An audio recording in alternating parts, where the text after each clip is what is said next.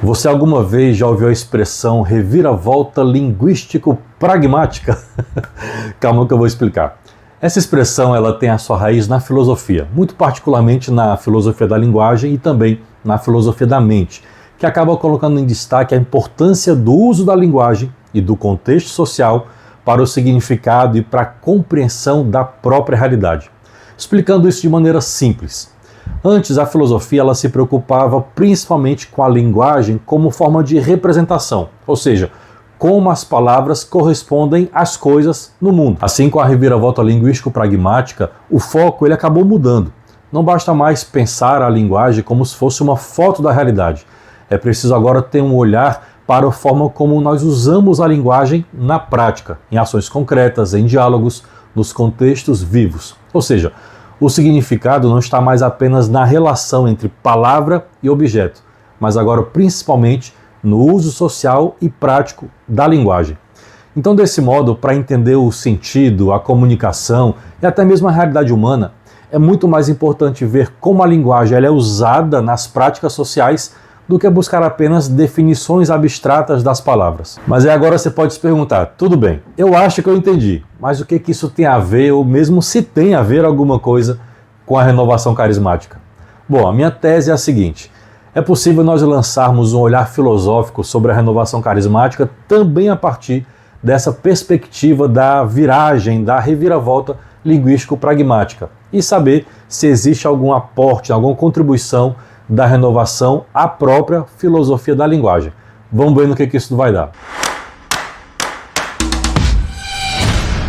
Muito prazer, eu sou o professor Elvis Rodrigues, pregador e escritor católico e doutorando em filosofia, e é justamente essa união que eu quero fazer aqui nesse vídeo, nessa conversa com vocês. Renovação carismática e filosofia. Bom, vamos começar falando sobre a renovação carismática e o seu uso linguístico. Veja, a RCC, podemos dizer que ela introduziu, ou muito mais, ela resgatou na Igreja Católica novos modos de linguagem. Ela ressignificou, trouxe de volta expressões que eram mesmo do tesouro da Igreja, trazendo para esse novo contexto socioeclesial que nós vivemos. Expressões como efusão no Espírito Santo, oração em línguas, ser batizado no Espírito, ministrar cura, estar aberto aos carismas, dons, carismas propriamente, pastoreio, comunidade, ou seja, são expressões que hoje em dia é bem corriqueiro que a gente escute no dia a dia da igreja.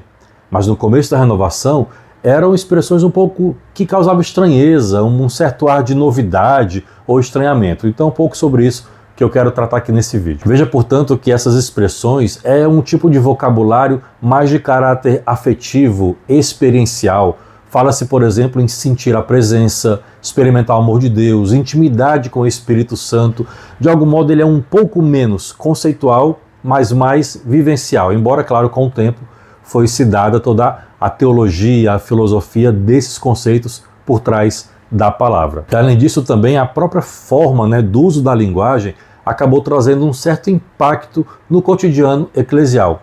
Desse modo, podemos dizer que a oração ela se torna mais espontânea, mais direta, menos formal do que a própria oração litúrgica tradicional. E até mesmo a linguagem comunitária também foi modificada de algum modo. Essa comunicação comunitária ela é feita através de testemunhos pessoais, profecias em grupo, um louvor livre, ou seja, não se trata apenas de novas palavras que surgem, mas o modo de usar a linguagem que muda. E isso é essencialmente pragmático. Então perceba que desse modo o foco acaba sendo no que a linguagem faz, ou seja, leva à experiência de Deus, à união da comunidade, ao exercício dos carismas e não tanto naquilo que a linguagem descreve.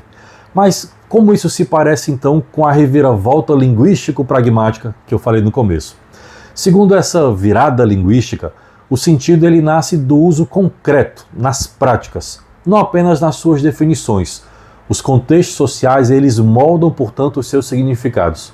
E agora, na renovação carismática? Bom, minha tese é a seguinte, o vocabulário carismático, ele também ganha sentido dentro da prática espiritual da renovação. Por exemplo, expressões como batismo no Espírito Santo vão ter um significado vivido, que vai além de um conceito teológico clássico. Então, para lançar aqui um olhar filosófico, eu diria que há aqui uma espécie de novo jogo de linguagem, para usar a expressão do Wittgenstein. Orar espontaneamente, profetizar, louvar em línguas, por exemplo, são nesse sentido jogos de linguagem com suas regras próprias, internas, e que quem participa ali internamente entende. Quer ver um exemplo? Para quem está dentro desse framework, dentro desse jogo de linguagem, soa natural expressões como eu sinto o Senhor dizer, Deus disse, eu sinto no meu coração, o Senhor mandou dizer, queima, inflama, reacende, reaviva, normal. Então, desse modo, se alguém de fora dessa realidade chega pela primeira vez, por exemplo, num grupo de oração, num encontro carismático, de algum modo poderá talvez estranhar algumas dessas falas, até um dia em que essa pessoa, ela mesma, passe a experimentar. E é aqui que nós chamamos do encontro pessoal com Jesus, da experiência de Deus. Essa pessoa, ela não teve meramente uma experiência religiosa, mas se encontrou ela mesma com o Senhor. Seria a mesma coisa que um católico carismático, por exemplo, ao entrar em outros ambientes eclesiais, como as SEBs, a Teologia da Libertação, também talvez estranharia algumas expressões ou aplicações de termos, como, por exemplo, povo, luta, classe, pecado social, comunhão. Então veja que o curioso é que o estranhamento não é o das palavras em si, já que não se trata de um outro idioma. Eles continuam falando português, eu sei o que significa, né? Povo, comunhão, enfim. Mas a aplicação que se faz das palavras, aquilo como é feito, acaba ganhando um relevo totalmente outro quando o ambiente ele é modificado. Então assim nós podemos dizer que, de certo modo, a renovação carismática ela criou um novo modo linguístico pragmático dentro do seio da igreja. Como disse, não apenas criou, mas eu prefiro dizer que resgatou, ressignificou, já que muitos termos já faziam parte do tesouro bimilenar da história da igreja. Eles apenas foram resgatados, foram ressignificados e reaplicados a esse novo ambiente espiritual carismático na igreja. Palavras como ministério, serviço, carismas, pastor, pastoreio, dons, unção, ungido e por aí vai. Então, nesse sentido, é como se fosse um novo idioma espiritual, entre aspas, baseado na prática viva e comunitária. Então, é uma nova experiência de linguagem, mas com uma ação espiritual e eclesial. E aí é onde eu coloco aqui a minha tese, né? Você pode concordar ou não.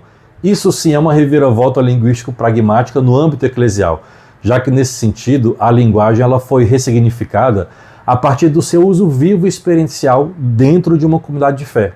Quer ver um exemplo prático? Vai numa paróquia, a mais TL que for, a mais sebiana, como se diz, que você conhece.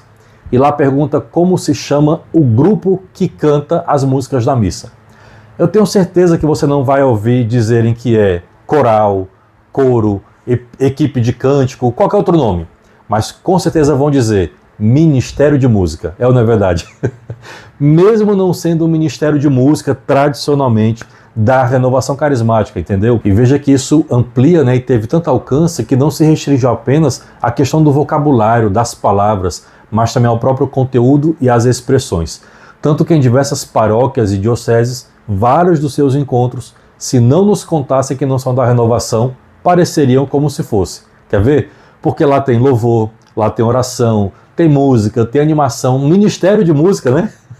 As músicas, muitas delas são cantadas também nos nossos grupos de oração, e levanta a mão, e dança, e tem gente que ministra o louvor, canta, interage com os irmãos. Ou seja, a experiência carismática no seu louvor, na sua oração e no seu vocabulário ultrapassou as próprias fronteiras do grupo de oração e das comunidades, alcançando mesmo o cotidiano, a dimensão do nosso cotidiano eclesial e pastoral. Bom, mas isso é tema para um outro vídeo. Vamos voltar para a nossa questão da linguagem, que é o que importa aqui nesse momento. A renovação carismática, portanto, ela mudou não apenas as palavras usadas na vida eclesial, mas principalmente o modo de falar, também de rezar, por que não dizer, de se expressar no contexto da fé, criando e resgatando formas práticas de viver e de comunicar o sagrado. E esse movimento ele é um exemplo real, né, de uma reviravolta linguístico-pragmática aplicada à vida da igreja e tendo como base aqui o estudo da renovação carismática católica. Ou seja,